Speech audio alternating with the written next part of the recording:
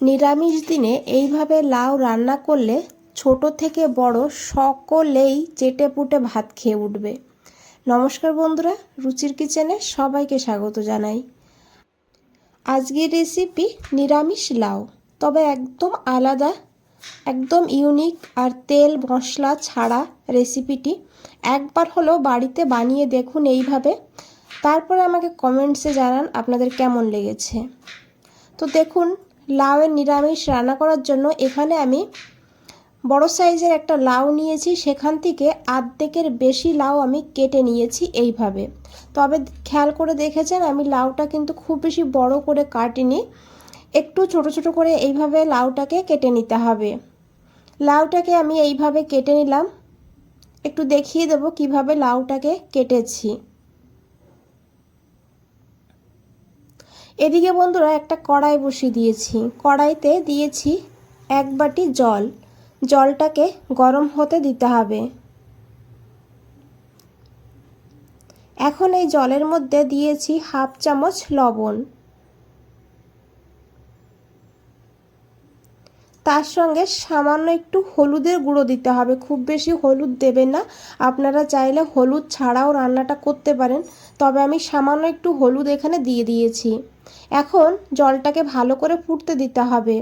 জলটা যখন এইভাবে ভালো করে ফুটে উঠবে তখন এখানে লাউগুলো দিয়ে দিতে হবে। একদম মশলা ছাড়া রান্নাটা খেতে দুর্দান্ত হয়, ভাববেন না যে একদম মশলা নেই খেতে কেমন হবে। একবার হলো এইভাবে রান্না করে দেখুন, গরম ভাতে আর কিচ্ছু লাগবে না, এই দিয়েই পুরোটা ভাত খাওয়া হয়ে যাবে। লাউটাকে দিয়ে দিয়েছি, এখন খুব ভালো করে মিশিয়ে নিয়েছি।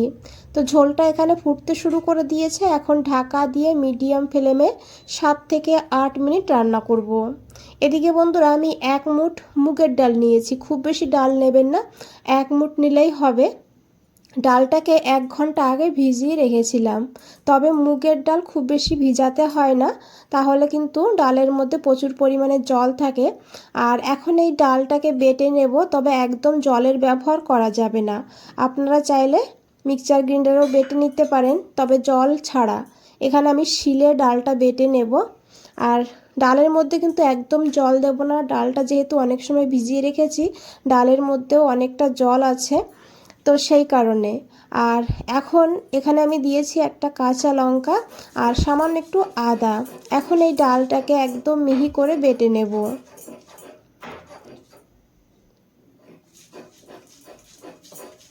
তো দেখুন বন্ধুরা, আমি এইভাবে ডালটাকে বেটে নিয়েছি, এখন ডালটাকে তুলে নেব।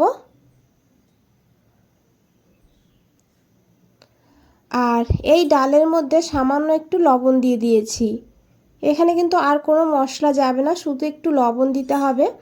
আর এখন ডালটাকে ভালো করে এইভাবে হাত দিয়ে ফেটিয়ে নিতে হবে।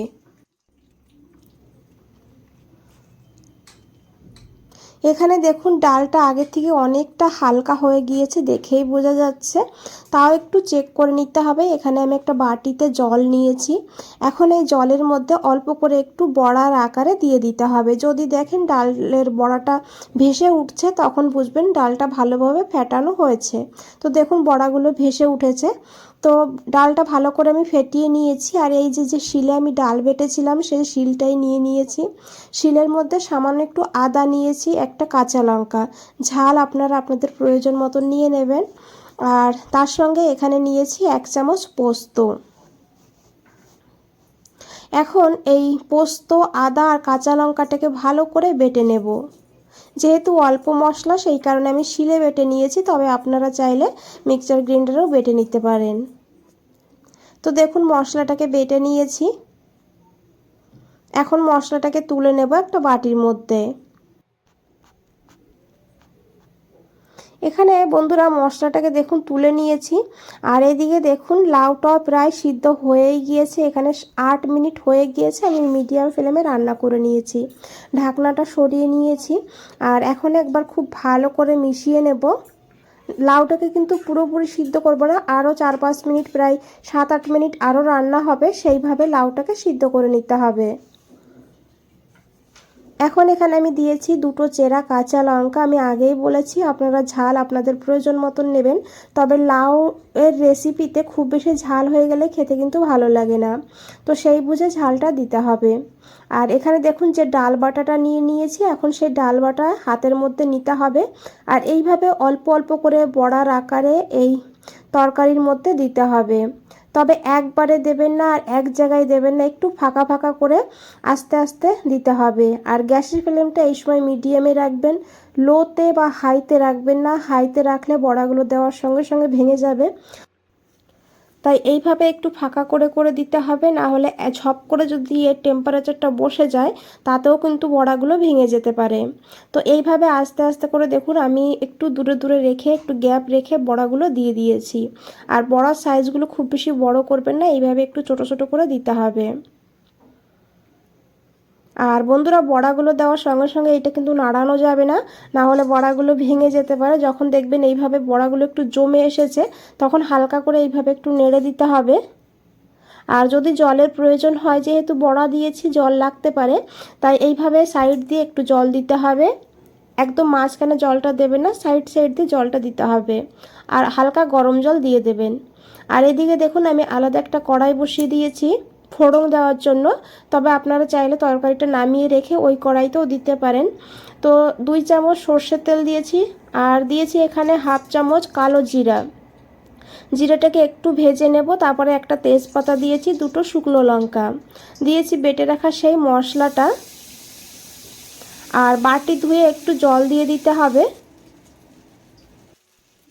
এখন এই মশলাটাকে ভালো করে মিশিয়ে নেব। মশলাটাকে কিন্তু একদম কষাবো না, একদম ভাজা ভাজা করব না, জাস্ট এইভাবে একটু মিশিয়ে নিতে হবে, না হলে পোস্তর ফ্লেভারটা থাকবে না বেশি ভাজা হয়ে গেলে, আর আদার ফ্লেভার সেটাও থাকবে না। তাই এইভাবে ভালো করে একটু মিশিয়ে নেওয়ার পরই কিন্তু যে লাউয়ের তরকারিটা দিয়ে দিতে হবে। বন্ধুরা রেসিপিটা দেখে যদি একটু ভালো লেগে থাকে একটা লাইক করে দেবেন, চ্যানেলটাকে সাবস্ক্রাইব করে পাশে থাকবেন, কমেন্টসে জানাবেন কেমন লেগেছে। তো দেখুন আমি যে লাউয়ের তরকারিটা আছে সেই তরকারিটা এখানে ঢেলে দিয়েছি আর এখন হালকা হাতে একটু মিশিয়ে নেব। আর দেখে বুঝতেই পেরেছেন বড়াগুলো কিন্তু এখানে শক্ত হয়ে গিয়েছে। আর এইভাবে একটু মিশিয়ে নিতে হবে। আর যেহেতু লাউয়ের নিরামিষ একটু তো চিনি দিতেই হবে, লাউ এমনিতেই জলো সবজি, তাই একটু চিনি দিলে টেস্টটা খুব সুন্দর হবে। আর এখানে আমি লবণটা চেক করে দেখেছি, লবণ লাগবে, কারণ প্রথমে অল্পই লবণ দিয়েছিলাম। লবণটাকে দিয়েও ভালো করে মিশিয়ে নিতে হবে। তবে আর ফোড়ন দেওয়ার পর খুব বেশি রান্না করব না, লবণ আর চিনি দিয়ে ভালো করে একটু মিশিয়ে নিয়ে তারপরে গ্যাসটা বন্ধ করে দিতে হবে। বন্ধুরা আশা করি দেখে বুঝতেই পেরেছেন কতটা লোভনীয় লাগছে, খেতে দারুণ লাগে।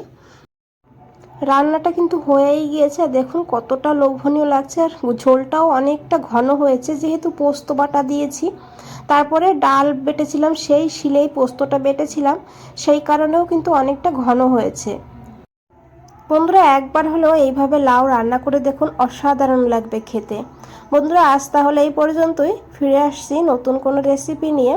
ভালো থাকবেন, সুস্থ থাকবেন, সবাইকে অনেক অনেক ধন্যবাদ এত সময় ধৈর্য ধরে রেসিপিটা দেখার জন্য।